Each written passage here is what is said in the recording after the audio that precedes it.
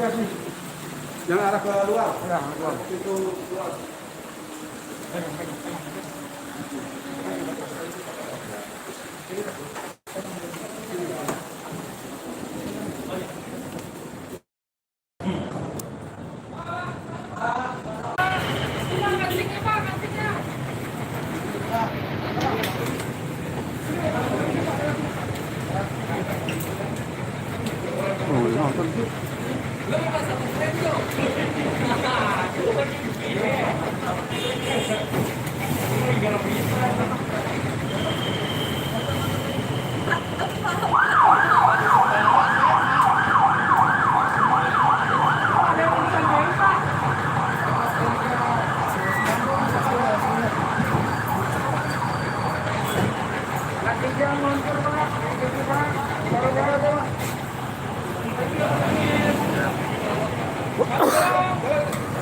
Mundur lagi. Ada mobil bilangan belum jalan. Mobil dulu.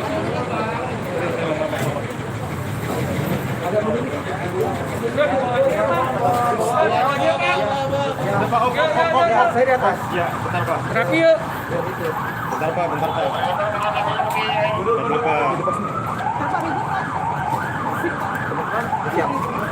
Bentar Pak. Ya bentar. Cek baik dah. Bentar Pak. Cek.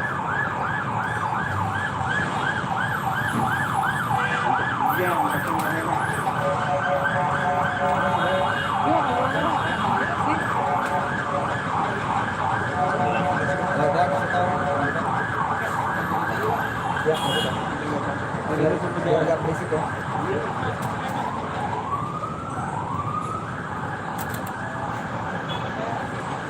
Oke, siap. Kamera on. Sudah, action. Sudah. Oke, selamat malam rekan-rekan media sekalian. Terima kasih atas kehadirannya.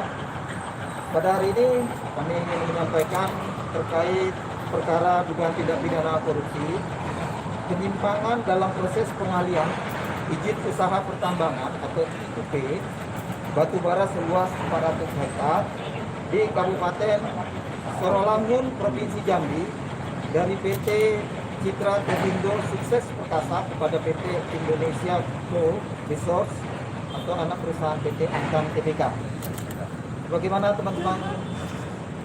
Hari ini tim jaksa penyidik pada Direktorat Penyidikan Jaksa Agung Muda Tindak Pidana Khusus telah melakukan pemeriksaan hari ini dan yang nanti dari pagi terhadap 6 orang terkait perkara dimaksud.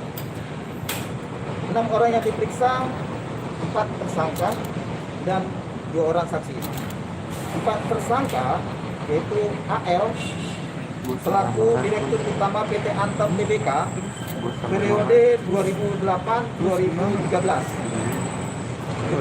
Tersangka kedua HW selaku Direktur Operasional PT Antam Tbk.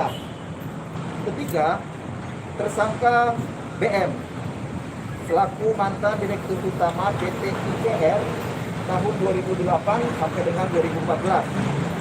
Keempat, tersangka MH selaku Komisaris PT Tamarona Mas Internasional periode 2009 sampai dengan sekarang. Kemudian 2 orang saksi yang diperiksa adalah BT selaku karyawan PT Antam Tbk dan DM selaku Senior Manager Legal PT Antam Tbk tahun 2007 sampai dengan 2019. Dalam perkara dugaan tindak pidana korupsi dimaksud itu telah ditetapkan 6 orang tersangka. Hari ini yang hadir 4 tersangka. 2 sudah hadir. Yang pertama yaitu tersangka AT selaku Direktur Operasional PT ICR dan tersangka MT pihak penjual saham atau Direktur PT CTSP. Kemudian setelah dilakukan pemeriksaan, tim penyidik telah menetapkan para tersangka untuk dilakukan penahanan, yaitu penahanan selama 20 hari terhitung 2 Juni 2021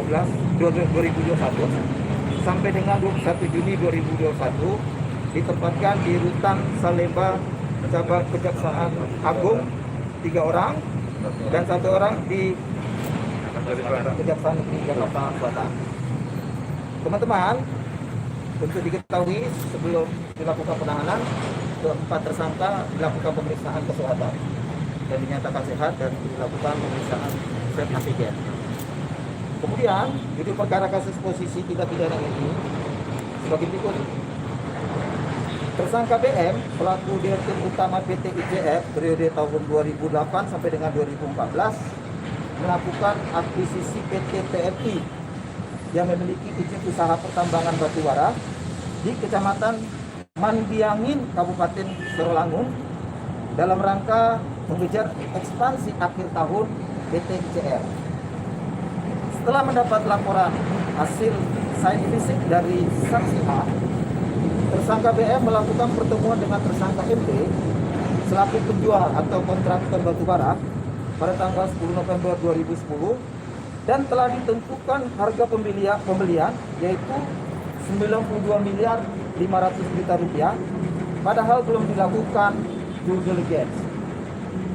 Pada 19 November 2010 di Jakarta dilaksanakan MOU antara PT ICF, PT CTSB, PT TMI, PT RGSR dalam rangka akuisisi saham PT CTSB yang memiliki IUP dengan luas lahan 400 hektar. Karena PT ICF tidak memiliki dana untuk akuisisi, PT CTSB saksi AA yang menjabat selaku komisaris utama PT ICR meminta penambahan modal kepada PT Antam Tbk sebesar 150 miliar. Setelah dilakukan kajian internal oleh PT Antam Tbk yang dikoordinir oleh tersangka HW, tersangka AL melalui keputusan direksi PT Antam Persero tentang persetujuan atas permohonan penambahan modal kepada PT ICR tanggal 4 Januari 2011 dengan dasar nota dinas S Senior Manager Corporate Strategic Development tanggal 31 Desember 2010. Direksi PT Antam Persero menyetujui untuk dilakukannya penambahan modal disetor kepada PT Indonesia Coal Resource sebesar 121 miliar 975 juta 600 rupiah untuk mengakuisisi 100% saham PT Citra Tobindo Sukses Perkasa yang mempunyai aset batu bara di Serolangun, Provinsi Jambi.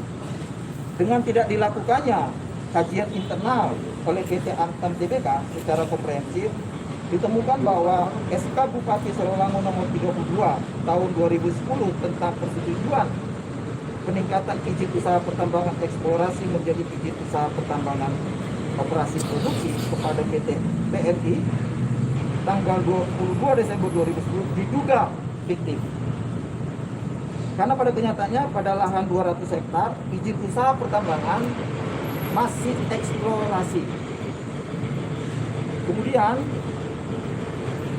due diligence pada lahan 199 hektar yang memiliki IUP-OP hanya dilakukan terhadap lahan 30 hektar atau tidak komprehensif. Tersangka BM dan tersangka ATY tidak pernah menunjukkan IUP asli atas lahan tambang batubara yang menjadi objek akuisisi. Setelah dilakukan perjanjian jual beli saham pada tanggal 12 Januari 2011, tersangka MH mendapat pembayaran sebesar 35 miliar dan tersangka MT mendapat pembayaran 56 miliar 500 juta rupiah.